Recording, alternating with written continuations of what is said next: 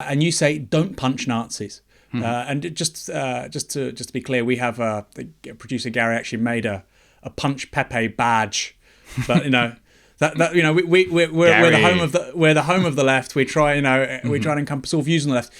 Don't punch Nazis, and obviously that's kind of a response to what became a kind of a humorous take on anti-fascism, sort of fascist activism straight after Trump. Punch a Nazi.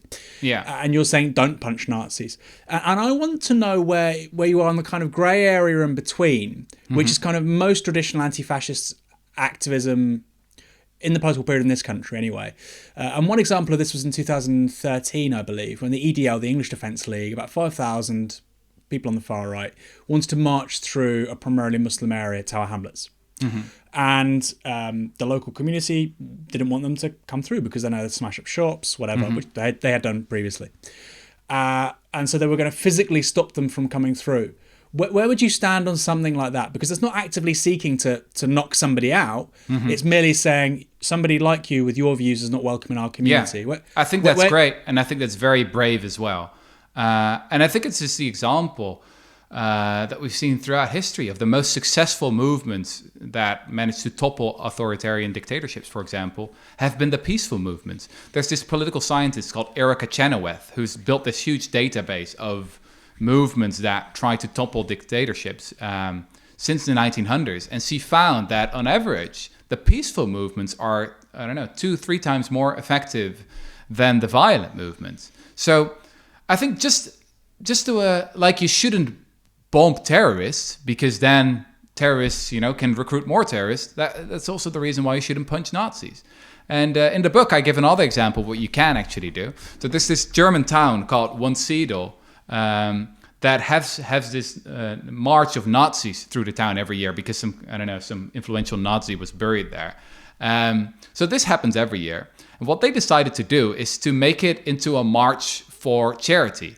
So they pledged to donate, 100 euros or something like that for every meter they marched. So the Nazis were basically marching against themselves because the money in the end was donated against an anti-fascist organization, that helps fascists go out of the fascist movement. I thought that was just brilliant. It's really a sort of an example of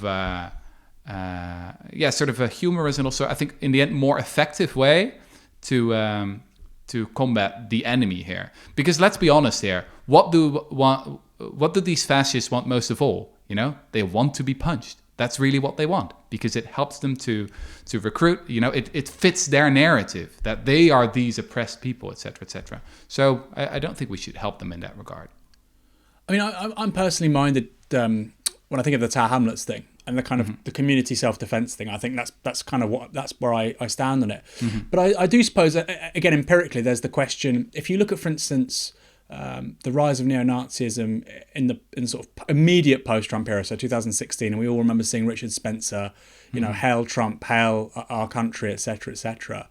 There is a really strong argument, and obviously many people went completely overboard with that. Anti-fascists went completely overboard. There is you should always be appropriate with your actions, but there is an argument to say that the far right, in the kind of slipstream of Donald Trump, couldn't organise in a way that it wanted to because people were actively and aggressively breaking up their assemblies. Do you not buy that argument? Because I mean, to be fair, the far right in the US hasn't really moved on in 3 or 4 years. Milo Yiannopoulos is finished. Richard Spencer's out of the he's gone. Alex Jones has gone. I mean, a lot of that's because they've lost their media platforms. Yeah. But it does feel like the kind of zero tolerance approach with the far right. The left in the US has been decimated. Trump's probably going to win a second time. I'm not saying, it's all working out perfectly, but there maybe is a counter argument there. Yeah, maybe. I don't know. Someone would have to sort of really make a proper historical sociological study for it.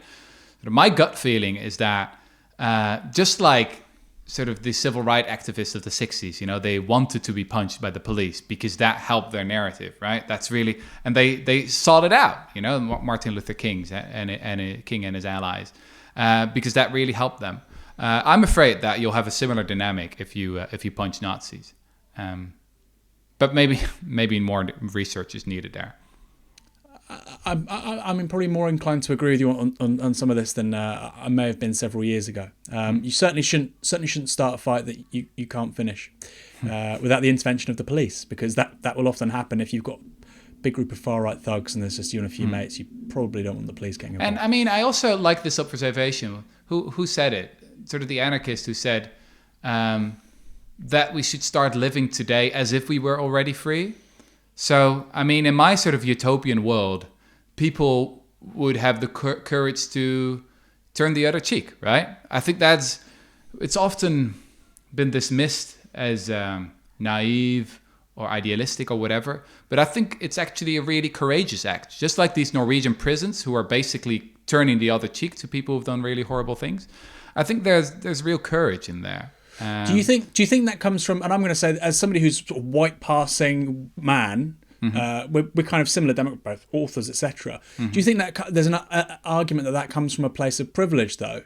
I mean, so for instance, I mean, I agree with you. I feel the same way. When I see a sort of fascist, I think, fuck, this guy's, they fucked their life up. You know, they've got, they completely misunderstand society. They're so alienated from themselves as human beings. But yes, is that because we're more privileged than, you know, say a black woman or a Muslim woman wearing hijab? Do you think? Yeah, maybe you're right about that. And maybe this is a problem in general with my book, right?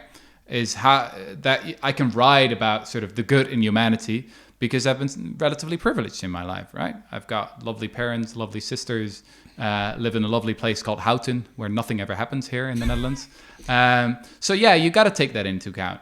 But then still, I would encourage people sort of who feel they've become too cynical and feel hopeless, that I hope that my book can be a corrective there.